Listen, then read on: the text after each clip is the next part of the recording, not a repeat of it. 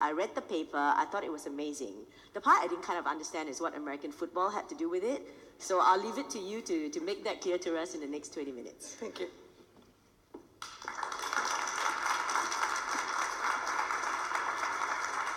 So good morning, everyone. What an amazing week this has been, and I think it has been an eye-opener for a lot of us over the last 3 days. And to address Elaine's question, really, I think I'm trying to open your eyes to what I believe is the world's most exciting sport.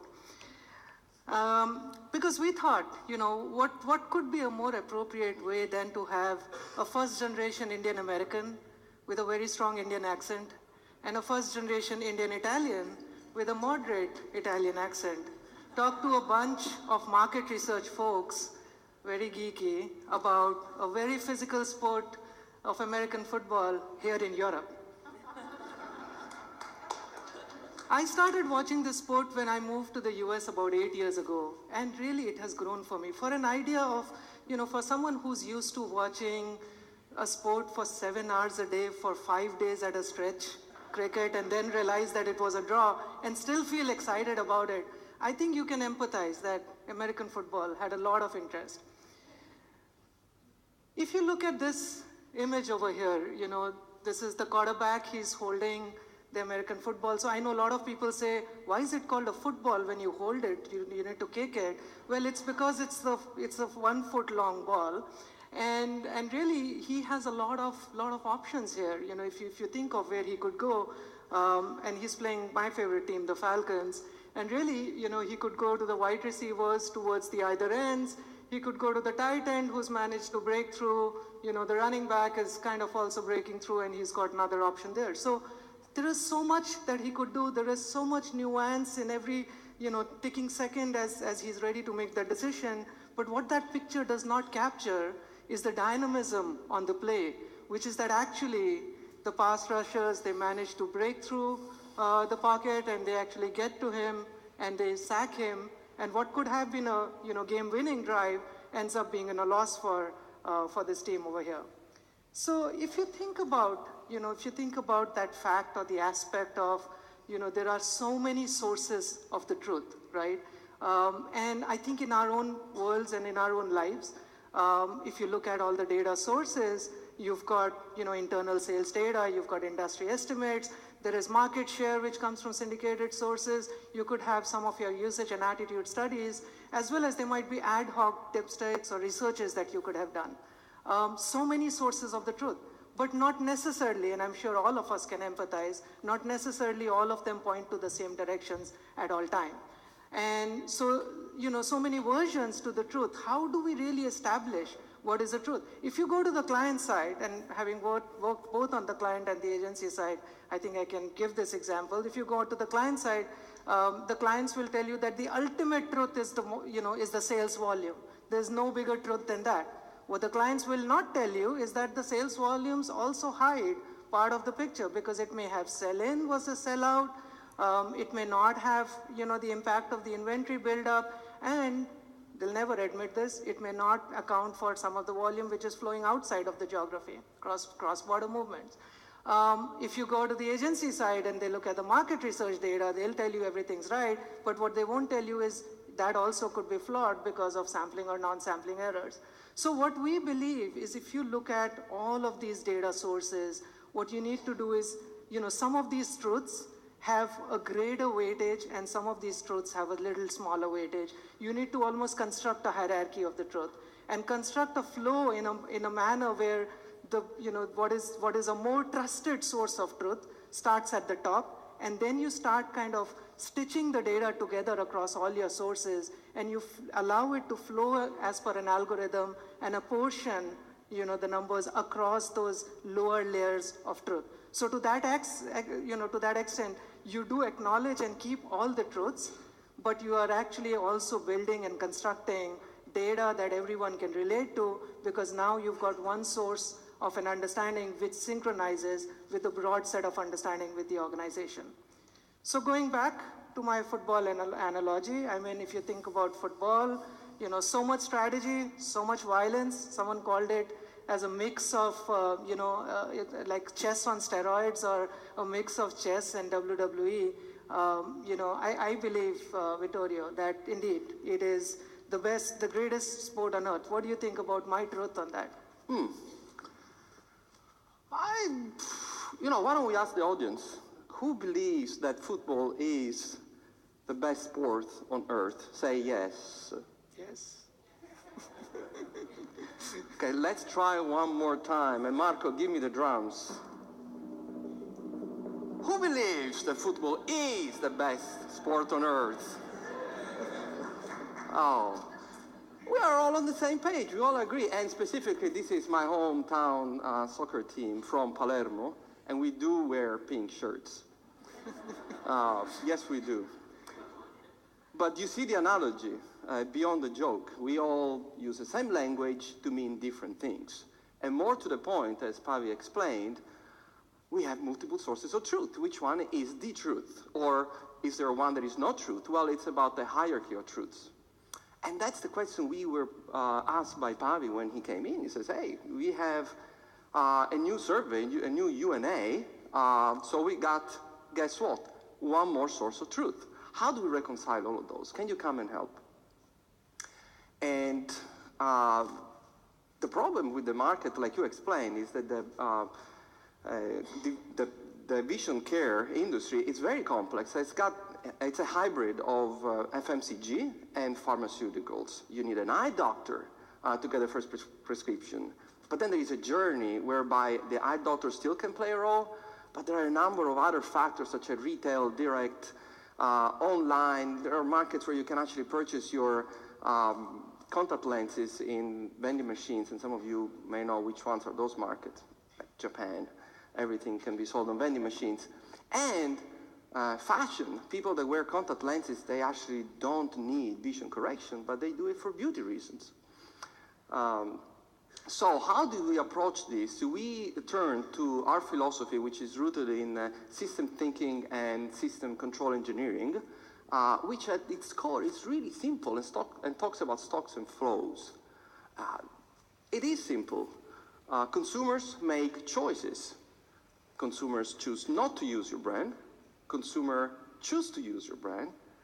Consumer choose to switch out of your brand. That's one truth. This is one piece of the information. But more than that, there is change happening. People decide to start using your brand. People decide to lapse out of using your brand or even switch out of the category. Some others decide to go back and restart using your brand. So there is dynamics in the market. Why is that important beyond just a fancy use of PowerPoint? Because this is what marketing initiatives do. We all want more consumers, more users sitting in that box, in that stock. How do we make that stock go high? It's about acting on the pathways, on the pipes, on the flows. This is what marketing actions do. They try to change consumers' behavior in our favor. It's not a non-trivial exercise, and we'll walk you through our journey in 3 steps, and we'll try to keep with the football analogy where possible. We don't want to overdo it.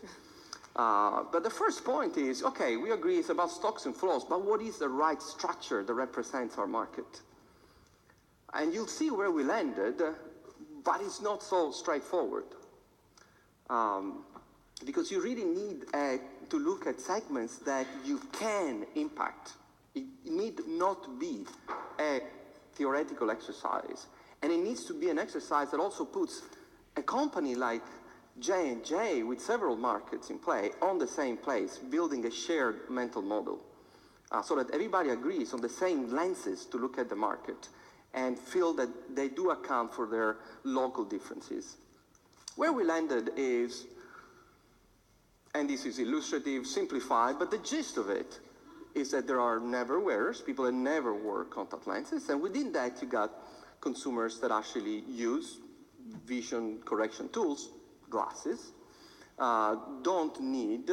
need vision correction but don't use glasses, and then no need for vision correction. And within that, we looked at different attitudes. Are you open or are you rejected to the idea of that? Then there is a second big box of current wearers, and Pavi will mention something about net wearers.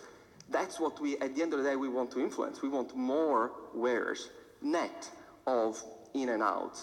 And within that, we distinguish between people that use daily lenses that you dispose of the day after, or reusables, that could be on a weekly, monthly reusables, and beauty lenses. And within that, we look at competition. And then finally, we got pass wearers, and within that, there are some other boxes. As I said, may look simple, and it is simplified, but getting there is not so simple, because if you look at the data, you will see that there are variances in compliance. People that don't use lenses as directed, and people that do. That's a huge lever. If you can have everybody use their lenses, like I used to wear contact lenses, I would stretch my dailies 3 days. I'm sure some of you do the same. You save money, and it kind of works. I shouldn't say that. No. Or big differences in if you're a daily user, do you actually use it every day, or you just use it depending on an occasion, only for sports and so on? These seems very attractive places to act on, but did fail the test of actionability. So this is an important part. Can we action? And we knew from previous knowledge that we can't change that. So we took those things away. We didn't segment based on frequency of usage. We didn't do it based on compliance. Once you've done that, the next piece is to get the bigger picture. And back to the analogy of football, don't just base your understanding and don't make decisions just based on what's in front of you. Remember, the quarterback was just looking at 4 plays as well, see what's coming.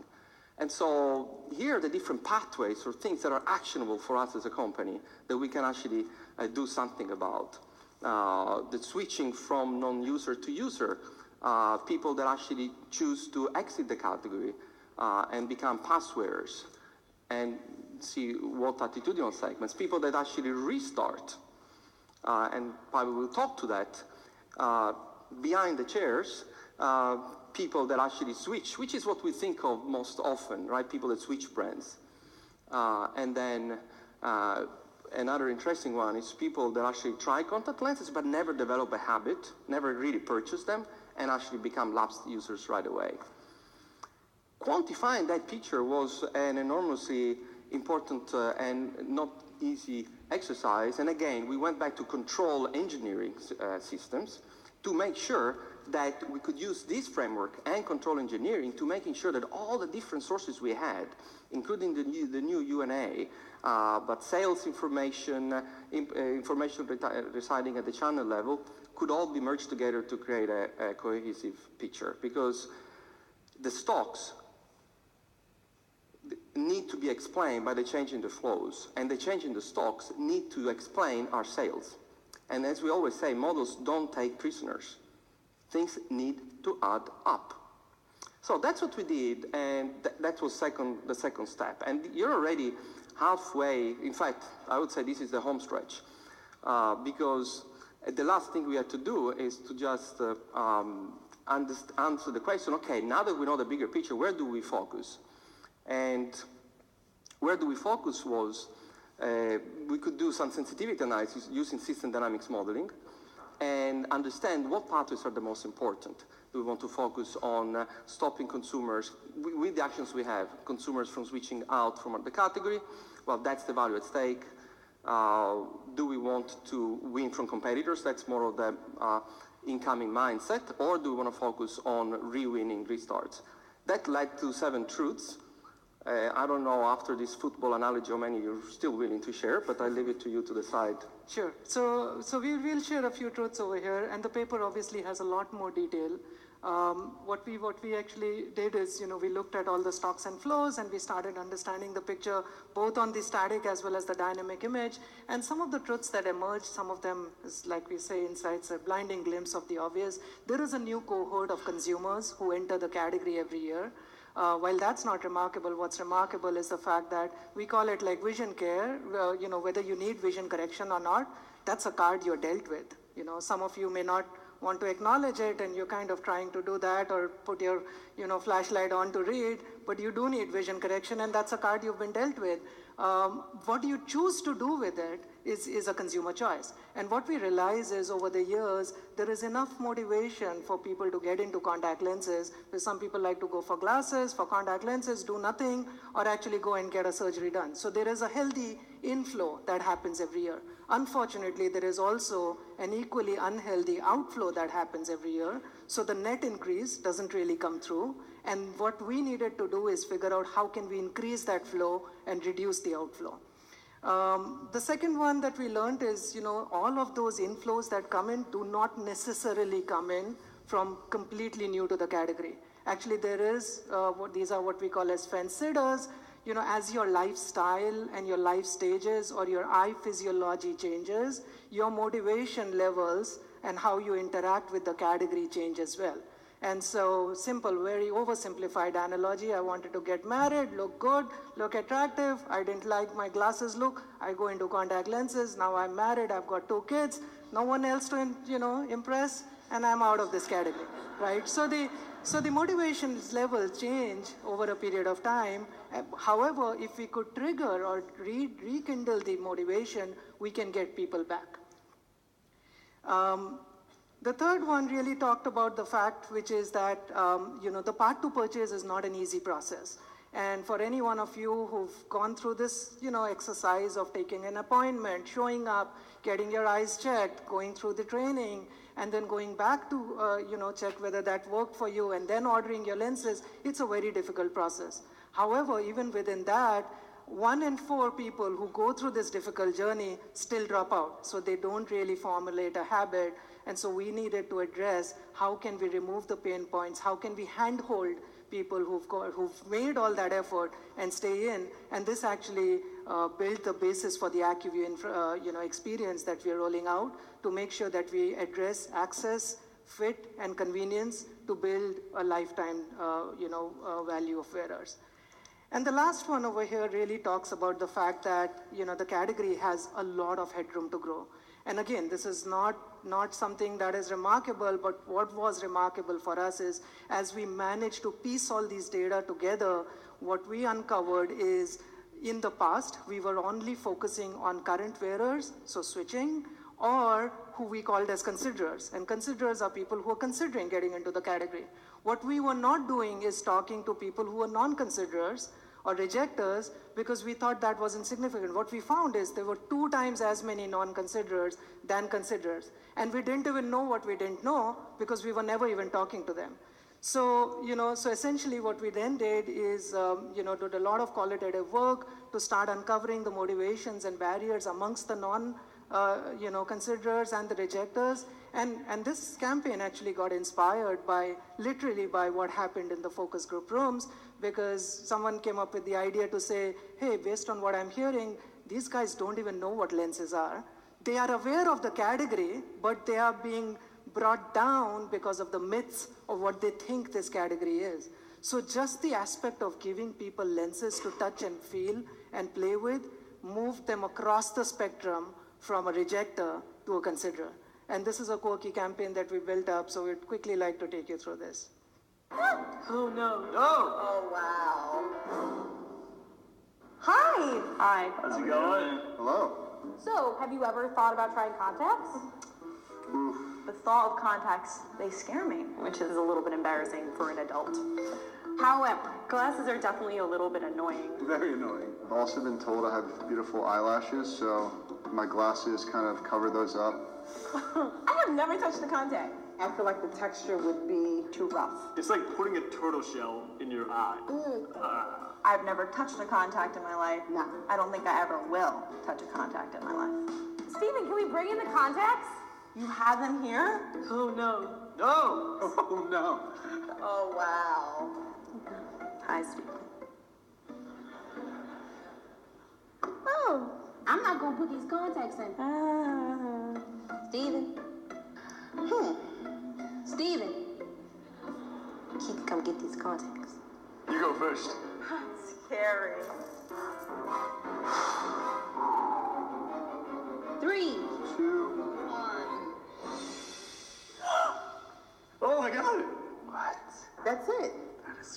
crazy. It's like I didn't even know it was on my finger. It's much, much, much thinner than I thought it would be. It's very silky and like smooth. It feels like almost nothing. They honestly feel like clouds. Now that I've touched the contact, I can totally try AccuView contact lenses. After this experience, I would try contacts. Yeah, it's incredible. Great, so what do we want to leave you with?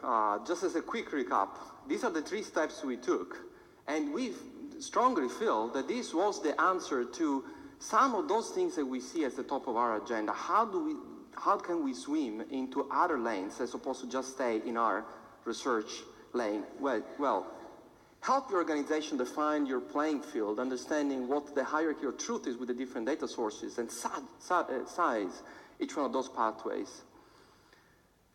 Then base your game plan on the bigger picture, actions that you can take against each pathway. Make sure you understand what actions are, and then evaluate your actions using dynamic modeling. And then finally, align your organization against a common language. This is the way that you can build that confidence needed to actually act on the opportunity.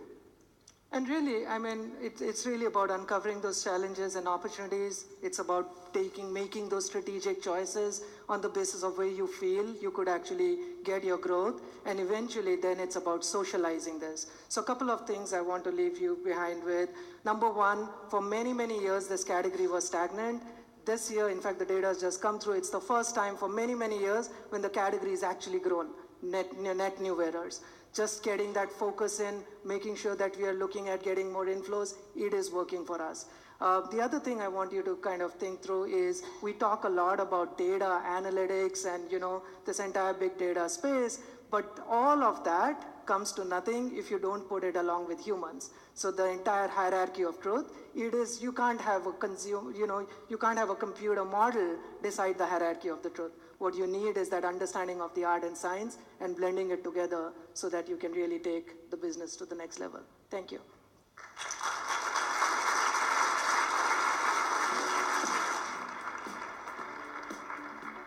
Thank you, Pavi and Vittorio. That was great. Lots of insights there. I mean, for me, to be honest, the number one insight was now I know why they actually call it a football. It's like 1 foot long. I mean, they should tell you this